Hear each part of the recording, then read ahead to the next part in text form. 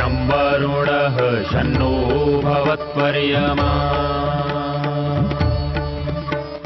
शन्न इन्द्रो बृहस्पतिः शन्नो विष्णुरुक्रमः ॐ शान्ति शान्ति शान्तिः।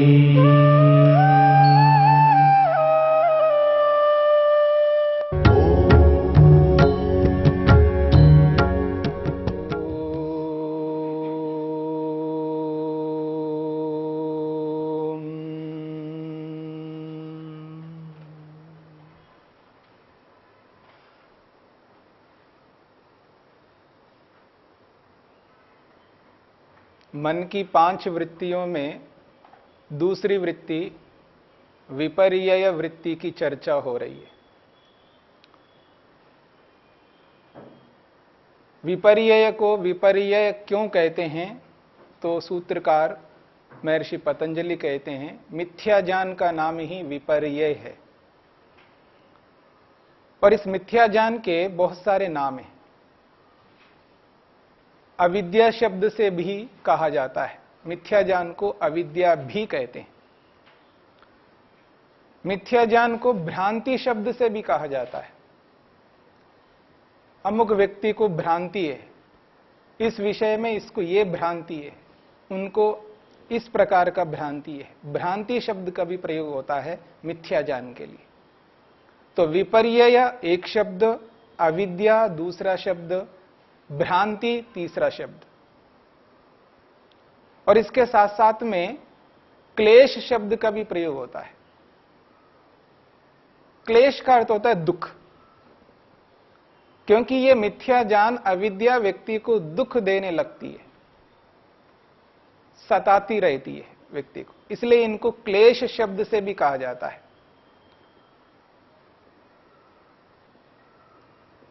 विपरीत ज्ञान, उल्टा ज्ञान, लोक में उल्टा ज्ञान, विपरीत ज्ञान, इस शब्द से भी प्रयोग करते हैं।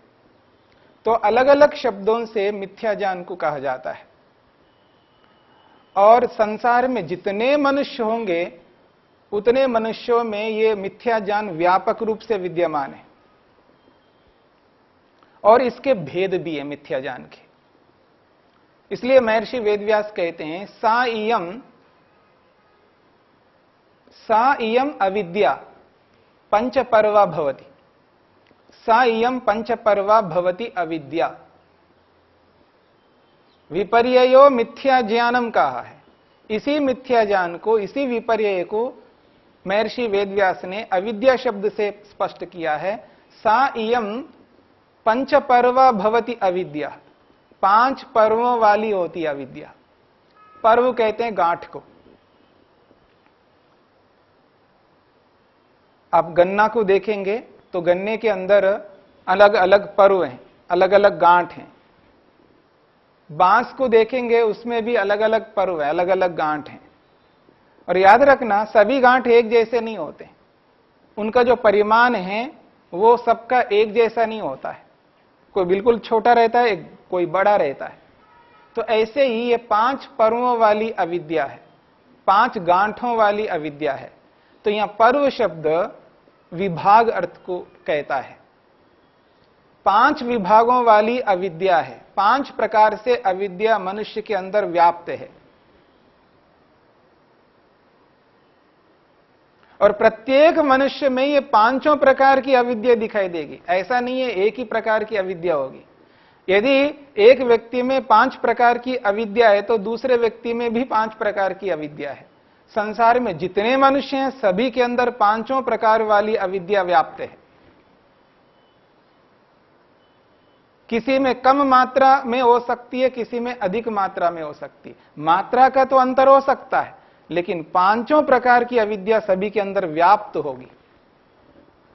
इसलिए कहते हैं वो सा इयम पंचपर्वा भवति अविद्या। और उसके नाम भी स्पष्ट करते हैं अविद्या के।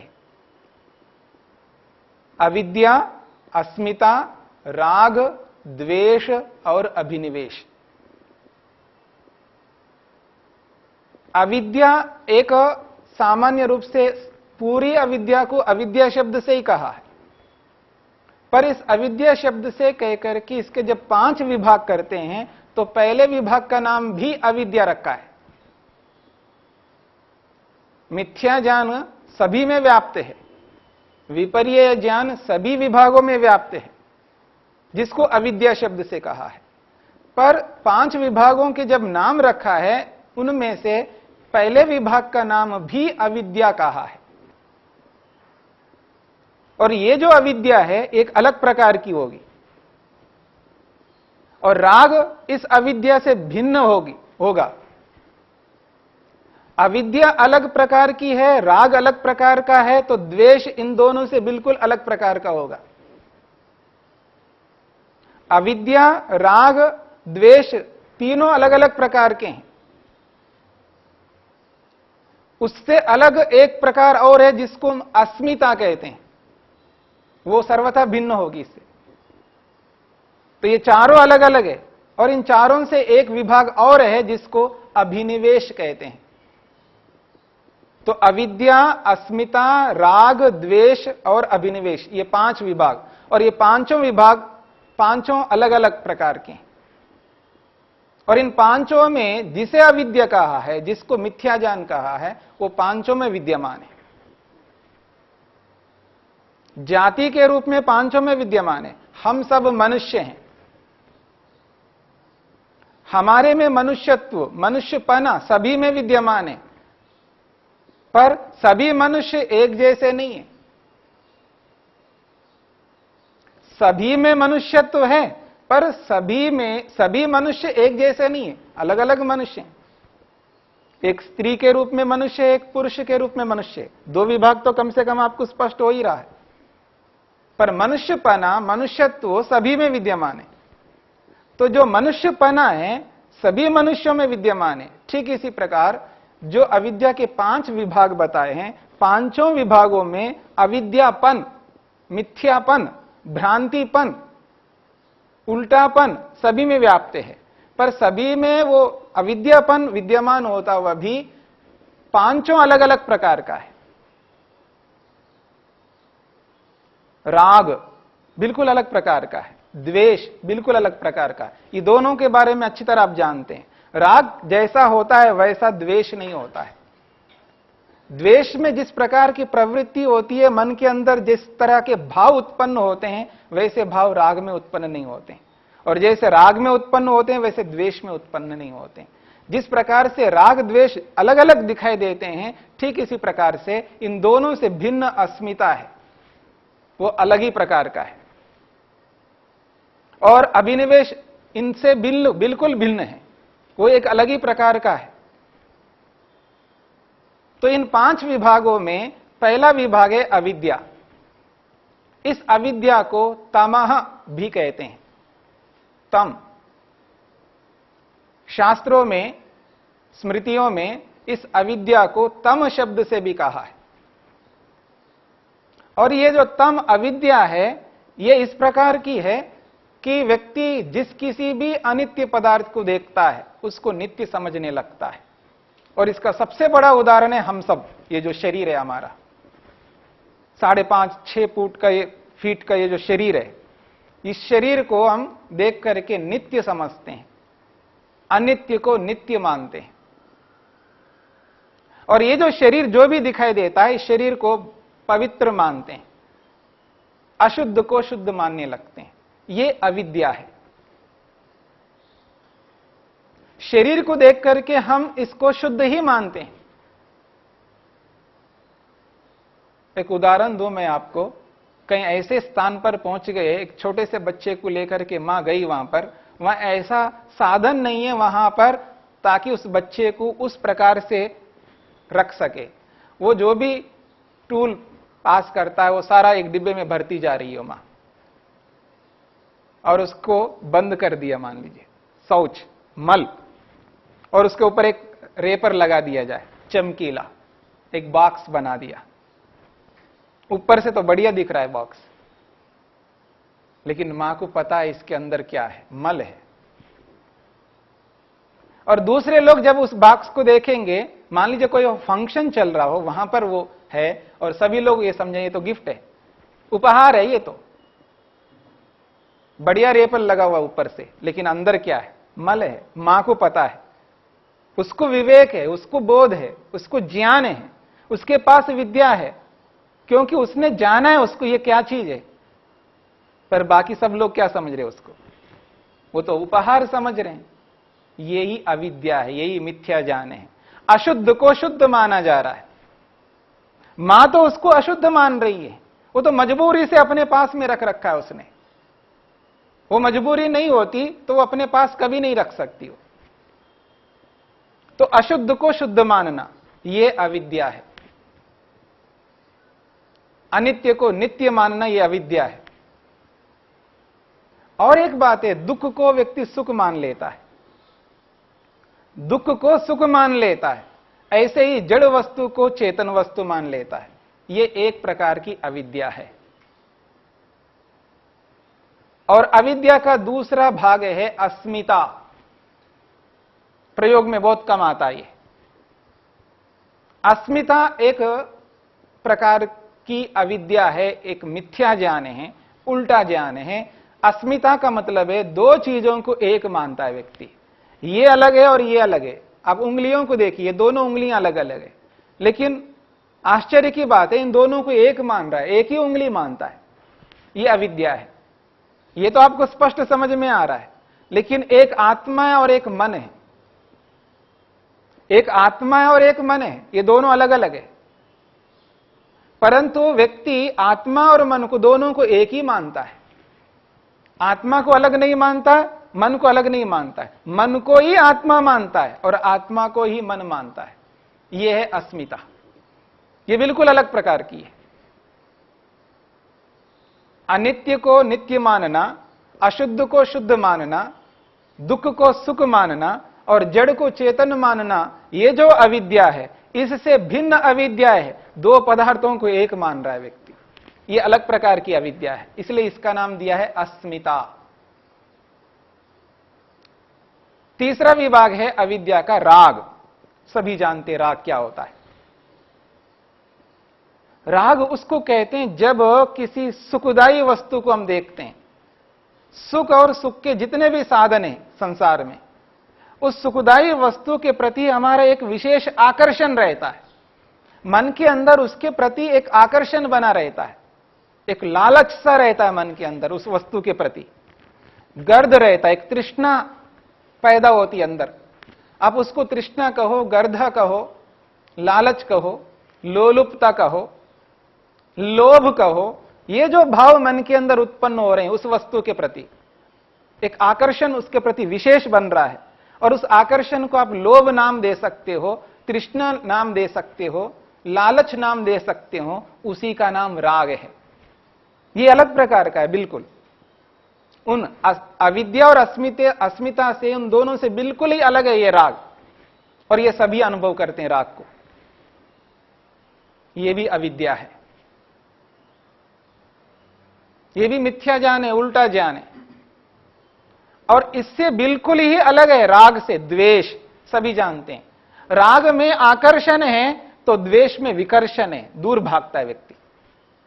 राग में उसके बिल्कुल निकट पहुंचता है, उसको अपनाना चाहता है, उसके पास में ऐसा दौड़ लगाता है जैसे रेस लगाने वाला दौड़ लगाता हो। और द्वेष में उस बिल्कुल उल्टा होता है, विकर्षण करता है, उसे दूर भागने की चेष्टा करता है, उसको पसंद नहीं करता है। मन के अंदर उसके मन में एक ऐसा भाव उत्पन्न होता है जिसको हम आक्रोश कह सकते हैं, क्रोध कह सकते हैं, ईर्ष्या कह सकते हैं, असूया कह सकते हैं। और उसको मारने पीटने की जो भावना पैदा होता है मन के अंदर, उस भावना को, उस ईर्ष्या को, उस असूया को, उस क्रोध को, उस गुस्से को यहां पर द्वेष शब्द से कहा है। यह बिल्कुल अलग है राग से। ये चार विभाग है। अंतिम पांचवां विभाग है जिसको कहा है अभिनिवेश। बिल्कुल अलग ही प्रकार का है। अभिनिवेश का मतलब है कि व्यक्ति यह एहसास करता है कि मैं ना मरूं, उसको सदा एक भय सताता रहता है, कभी मैं ना मरूं, कभी मर तो नहीं जाऊंगा, मैं कभी मर तो नहीं जाऊंगा, कभी मैं मर तो नहीं जाऊंगा। इसको लगातार ये डर लगा रहता है।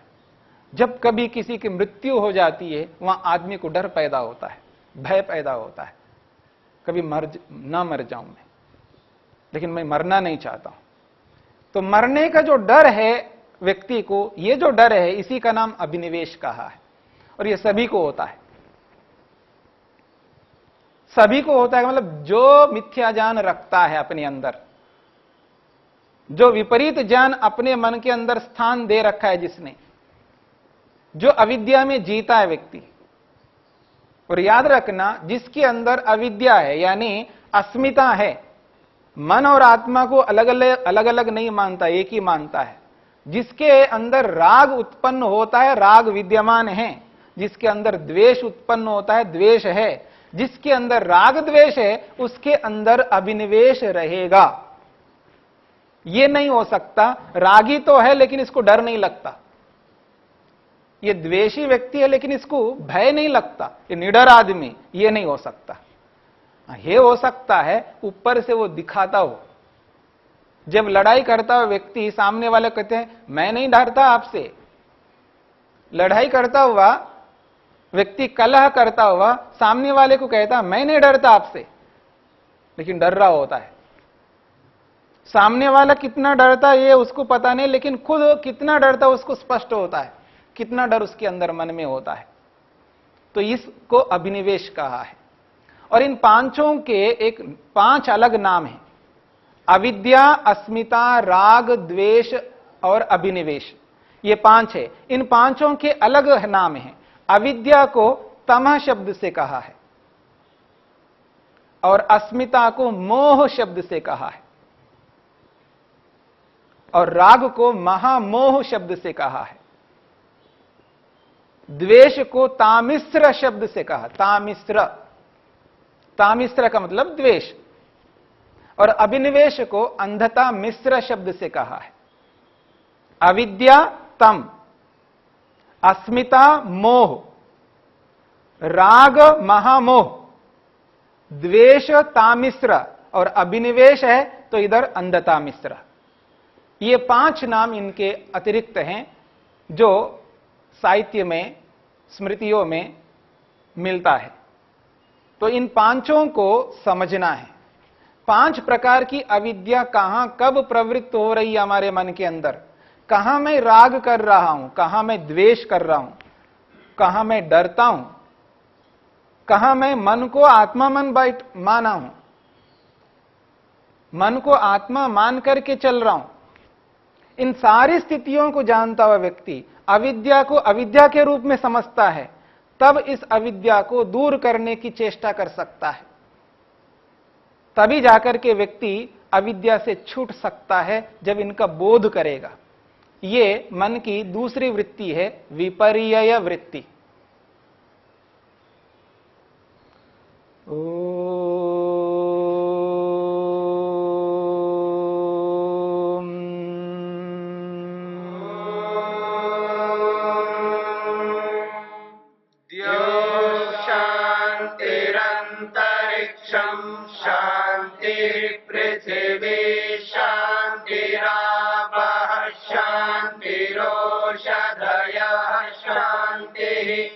वनस्पतयः शान्तिर्विश्वे देवा शान्तिर्ब्रह्म शान्तिः।